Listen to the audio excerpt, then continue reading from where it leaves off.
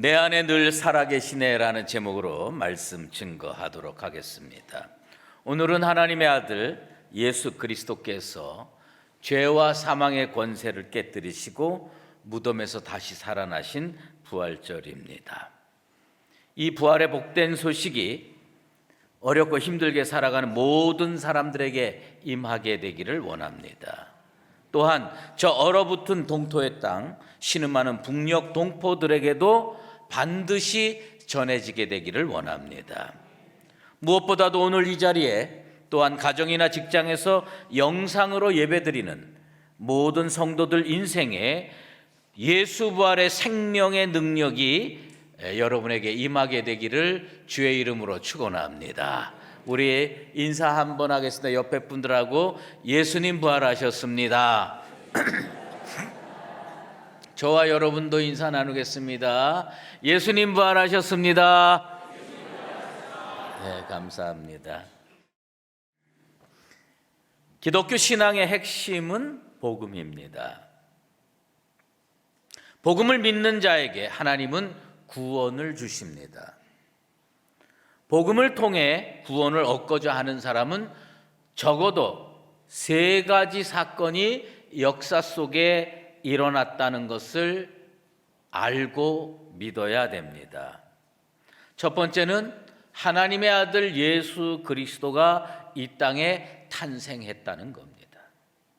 두 번째로는 그 예수 그리스도가 우리의 죄를 속하기 위해서 십자가 위에서 대속의 죽음을 죽으셨다는 사실입니다. 그리고 마지막으로 세 번째로는 우리 주님께서 십자가에 달려 죽으신 후 사흘 만에 다시 살아나신 그 부활의 사건을 알고 믿어야 됩니다. 그런데 교회를 다니는 사람들 중에 예수님 탄생과 십자가 죽음까지는 잘 받아들이면서도 예수님께서 다시 살아나셨다는 것, 부활을 믿지 못하는 분들이 종종 나타납니다. 탄생도 믿고 십자가의 죽음도 믿지만 부활은 영 믿어지지 않는다는 겁니다. 이것은요, 반쪽짜리 신앙이 아니고 아예 믿음이 없는 겁니다. 나는 우리 수유제일교회 성도들이 예수님 탄생과 십자가의 대속의 죽음과 부활을 다 믿는 거룩한 성도 되시기를 바랍니다. 부활절 설교를 준비하는 가운데 신학교 때 스승이셨던 어느 교수님께서 흥미로운 이야기를 카톡 문자로 보내주셨습니다. 프리스턴 신학교 전 총장이었던 토마스 길레스피 박사가 은퇴를 한 후에 플로리다로 낙향을 했습니다. 그리고 어느 조그마한 교회에 유년부 2학년 교사로 봉사를 하게 되었습니다. 부활주일이 됐습니다. 아이들에게 예수님의 부활 사건을 열정적으로 가르쳤습니다. 그러자 한 아이가 그 길레스피 박사에게 의아해서 질문을 했습니다. 선생님, 예수님이 정말 죽었다가 다시 살아나신 거 맞아요? 그러자 그 총장님은 그럼 맞지? 확신 있게 대답을 했습니다. 그랬더니 그 선생님의 대답을 들은 소년이 이렇게 이야기했습니다. It's impossible. 그건 불가능해요. 우리는 그런 세상 속에 살고 있습니다. 그런데 그 스승께서 제게 마지막으로 이렇게 문자를 했습니다. 설교 준비 잘 하이소. 무슨 얘기입니까? 세상이 이렇게 안 믿는데 부활주일 설교 성도들이 잘 믿도록 설교 준비 잘 하라는 말씀입니다. 우리는 과학 만능 시대에 살고 있습니다. 초등학교 2학년 아이의 입으로 부활은 불가능한 일이라고 담대히 말하는 세상 속에 살면서 부활이 역사적인 사실이다, 그리고 그것을 믿어야 구원을 얻는다고 전파해야 합니다. 여러분, 제가 몇 가지 질문을 하겠습니다. 여러분이 그게 확실히 믿어지면 믿는다고 대답을 해줬으면 좋겠어요. 세종대왕이 한글 창제한 거 믿습니까? 확실히 믿어요? 아마 대부분 믿는 모양입니다. 그런데 이런 역사적 사실은요, 우리가 믿거나 말거나 그것이 우리 삶에, 지금 현재 우리 삶에 별로 달라질 게 없습니다. 또 하나 물어볼게요. 아폴로 11호를 통해서 인류가 달에 발을 디딘 사건 믿으십니까? 예. 아까보다 확신이 확 떨어졌어요. 예. 그런데 우리 인류가 달에 발을 디뎠든 디디지 않았든 우리는 우리 인생에 별로 달라질 거 없습니다.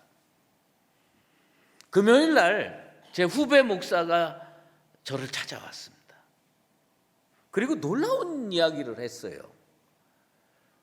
선배님, TV를 꼭 좀 보십시오.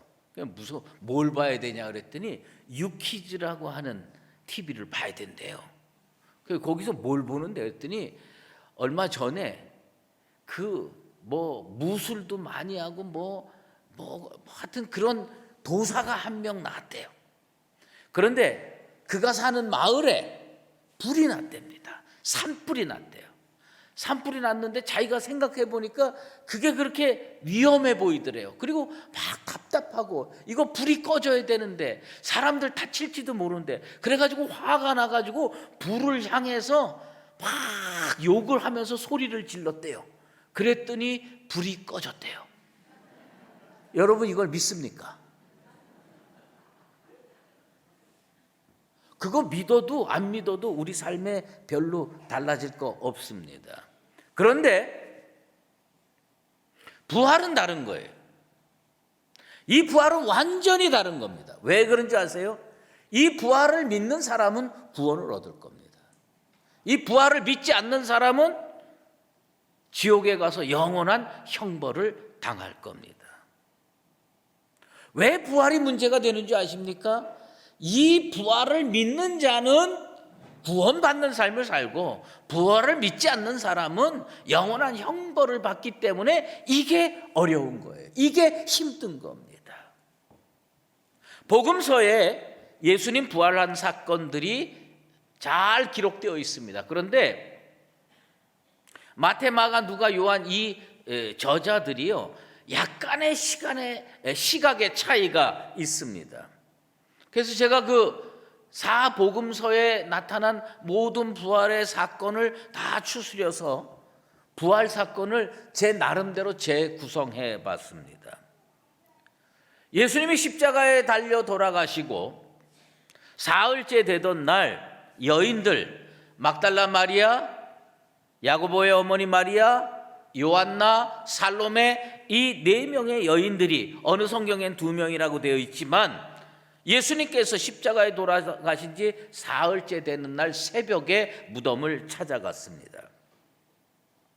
여인들은 그 무덤에서 그 무덤을 막고 있던 돌이 굴려진 것을 발견했습니다. 그리고 그 안에 보니까 세마포가 정리되어 있습니다. 그 여인들은 천사를 만나서 예수님이 살아나셨다는 말을 듣습니다. 여인들은 그 놀라운 소식을 제자들에게 전하려고 가던 도중에 부활하신 예수님을 만나서 그 발을 붙들고 경배합니다. 예수님 부활을 체험한 거죠.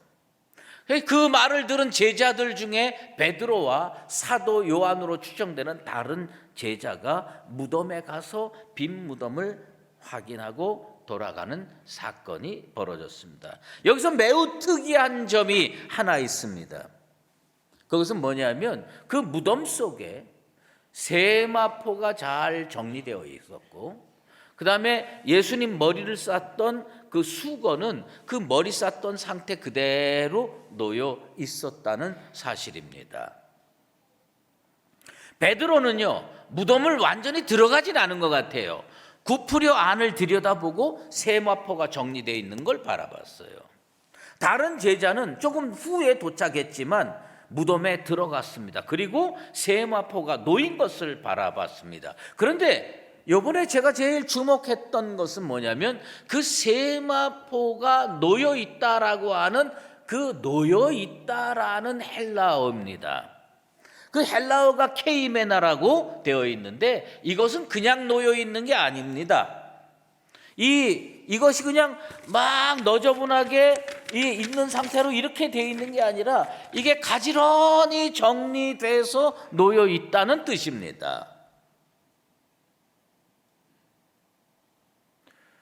이게 여러분들이 깊이 생각해 봐야 할 부분입니다. 초대교회에 떠도는 루머가 있었습니다. 예수님의 제자들이 예수님 부활했다는 걸 주장하기 위해서 시신을 가지고 갔다. 그런 소문이 있었습니다.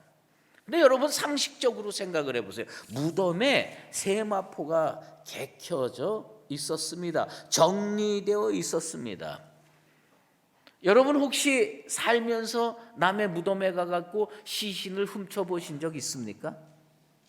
아마 그런 일은 없을 겁니다. 그런데도 우리가 상식적으로 한번 생각해 볼 필요가 있어요. 그것은 뭐냐면 내가 예수 부활을 증거하고 소문을 퍼뜨리기 위해서 시신을 훔쳐간다, 시체를 훔쳐간다, 그런 입장이라고 생각을 해보면 세마포 입은 상태로 훔쳐가는 게 낫겠어요? 세마포 다 벗어서 개켜놓고 알몸 끌고 가는 게 낫겠어요? 저라면 세마포 다 해가지고요, 내 손에 거기에 묻어있는 피나 혹은 또 부패된 무슨 액이나 이런 것들을 내 손에 묻히기를 원치 않을 것 같아요.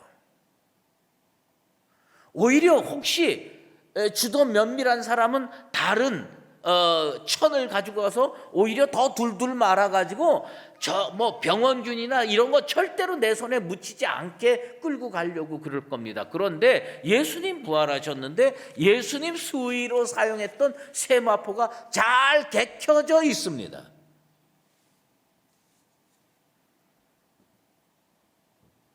예수님 제자들이 훔쳐간 거 아닙니다.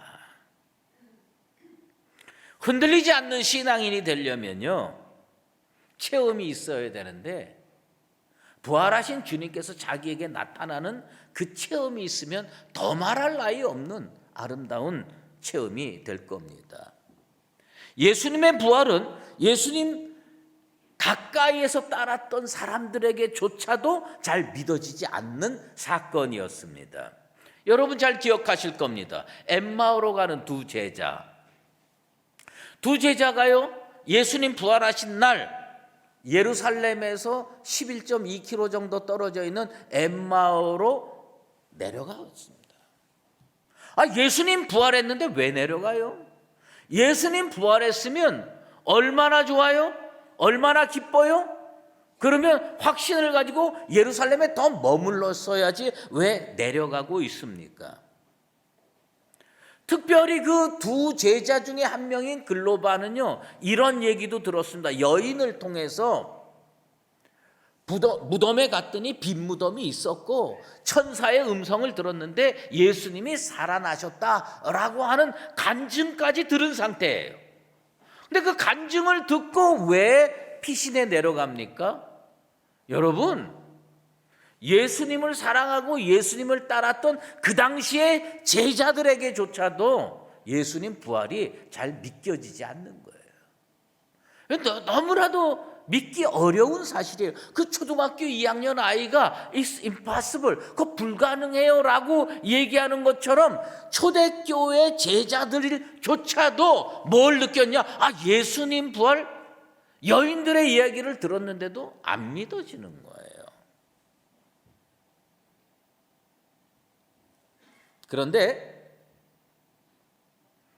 예수님께서요 부활하셔서 가끔 자기를 보여주시기도 해요. 그 다음에 손으로 만져보기도 해요. 그리고 같이 음식 먹기도 해요.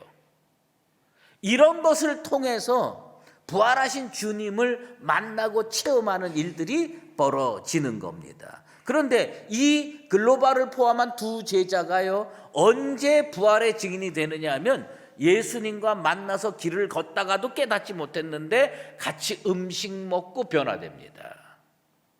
눈이 밝아져요. 그런데 그런 체험을 누구도 했느냐면 베드로도 했습니다. 베드로가요 이방인 고넬료에게 초대받아서 그 집에 가서 전도 설교를 합니다.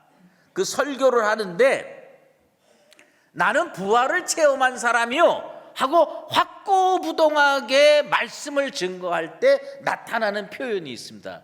나는 이게 너무너무 부러운 거예요. 이번 부활절 설교를 하면서 제가 제일 부러웠던 게 뭐냐면 베드로가 고넬료에게 했던 그 말씀, 뭐라고 했냐면 우리는 부활을 체험한 사람이다 하면서 예증으로 들었던 표현이 있습니다. 그것이 뭐냐면 그를 모시고 음식을 먹은 우리다. 우리가 누구냐? 예수님 부활을 체험한 사람이야. 예수님 부활을 체험했는데 어떻게 체험했느냐? 부활하신 예수님과 내가 음식을 같이 먹었다는 거예요. 부활하신 예수님이 베드로와 음식을 같이 먹은 경험이 여러 번 있었겠죠. 왜? 40일 동안 함께 있었으니까. 그런데 성경에 기록된 건 두 사건입니다. 부활하시고 얼마 안 돼서 11 제자에게 나타났습니다. 그리고 우리 주님께서 11 제자에게 이렇게 말씀하십니다. 여기 무슨 먹을 것이 있느냐? 그때 구운 생선 한 토막을 갖다 드렸더니 주님께서 드시고 이런 표현을 합니다. 누가복음 24장 48절입니다. 너희는 이 모든 일의 증인이니라. 예수님이요 제자들이 부활의 증인으로 살기를 원하셨어요. 부활의 증인으로 살기를 원했는데 너희들 부활 확신하지? 그렇게 얘기를 하지 않고 같이 음식을 드시고요. 그리고 나서 뭐라고 말씀했냐면 너희는 이 모든 일의 증인이라. 같이 먹었으니 내 부활한 거 확실하지? 그러니 믿고 부활의 증인이 되라 이런 말씀입니다.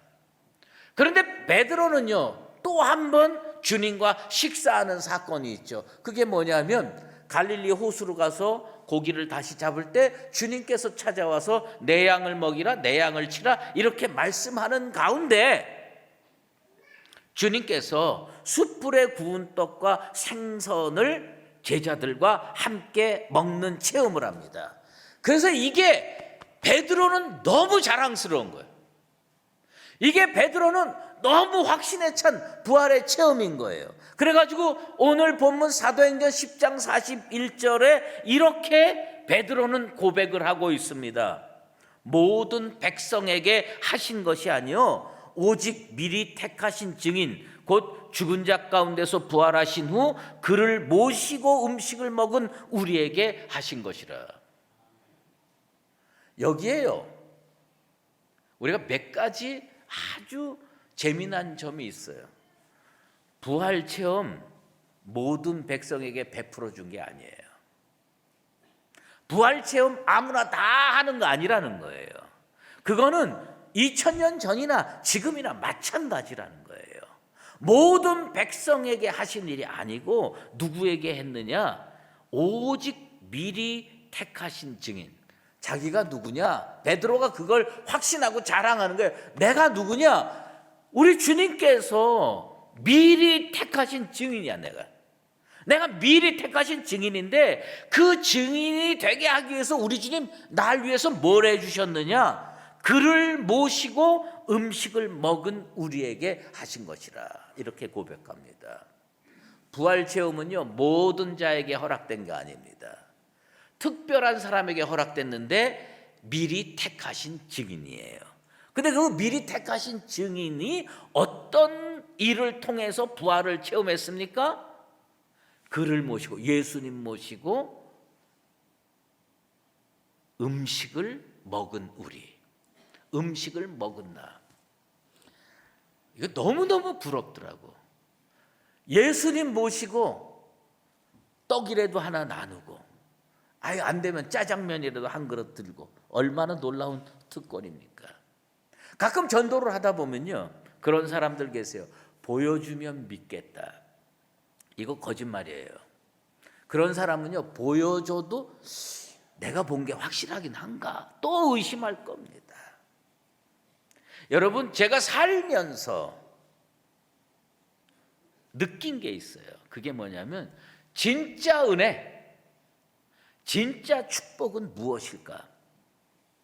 안 받는데, 못 받는데, 예수님과 식사도 한번 한 일이 없는데 예수 부활이 믿어지는 거예요.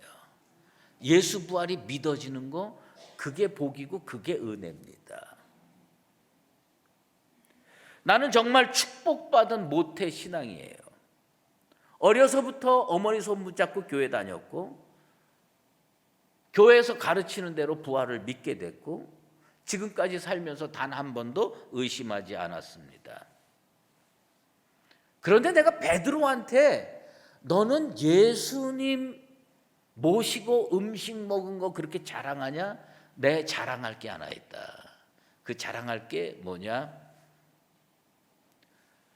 나는 못 보고 예수님 부활하신 거 믿었는데 그 주님께서 오늘도 내 가슴에 살아계신다. 부활절에 여러분들이 진정으로 체험해야 될 거, 여러분 가슴 속에 부활의 주님이 살아계시게 되기를 축원합니다.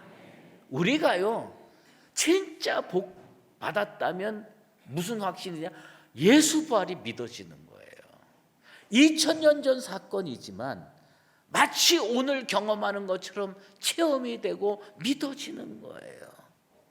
1세기 크리스천들은, 아니 그 중에서도 미리 택한 몇몇 명은 그를 모시고 음식을 우리가 먹었어. 그러니 예수 부활이 확실하다 이렇게 얘기하는지 몰라도, 저는 오늘 예수 부활이 확실하다고 얘기할 수 있는 근거는 뭐냐면, 부활하신 주님, 그 주님이 나 같은 믿음 없는 사람이 부활을 믿게끔 만들어 주셨고, 그리고 그 주님께서 오늘 내 가슴 속에 살아계신다.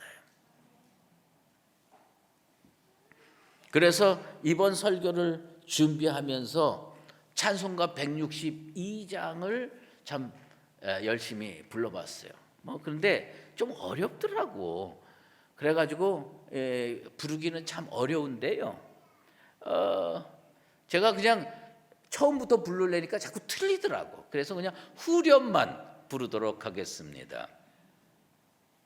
예수 예수 늘 살아계셔서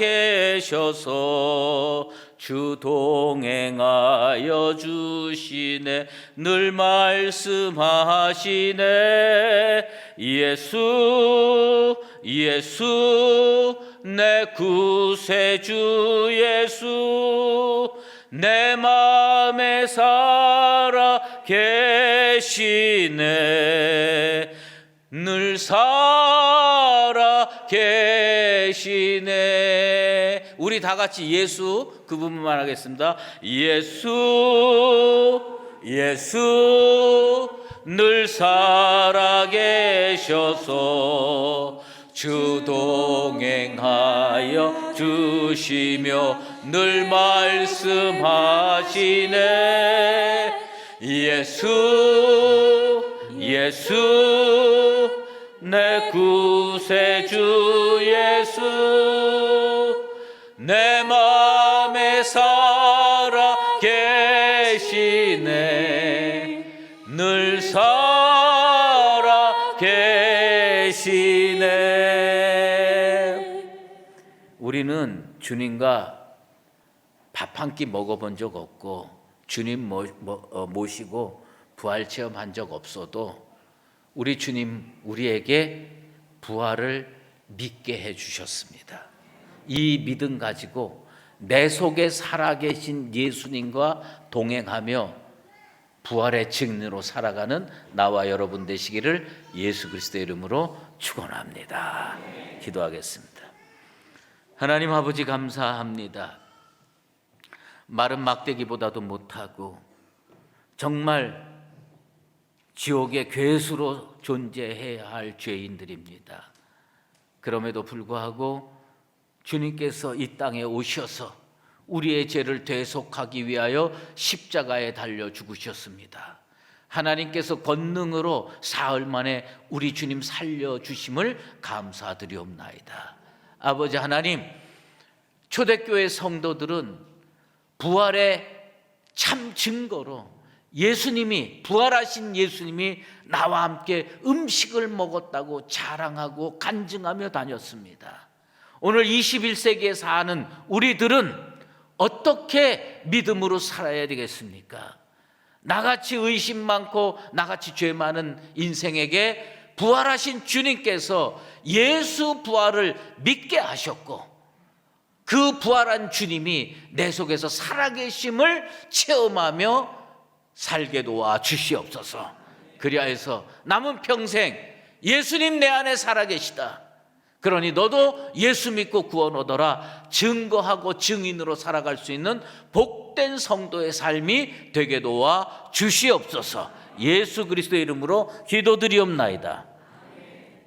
이제는 우리 주 예수 그리스도의 은혜와 하나님 아버지의 극진하신 사랑하심과 성령의 인도하시고 교통하심이 날 위해 십자가에 달려 돌아가신 주님께서 사흘 만에 부활하셔서 나에게 믿음 주셔서 그 부활을 믿게 하시고 오늘도 내 가슴에 살아서 나의 남은 평생 동행하게 하실 줄로 믿고 주님과 동행하기로 작정하는 사랑하는 수의제일교회 모든 믿음의 권속들과 부활의 공동체 우리 교회 위에 이제로 영원히 함께 계시옵기를 간절히 축원하옵나이다. 아멘.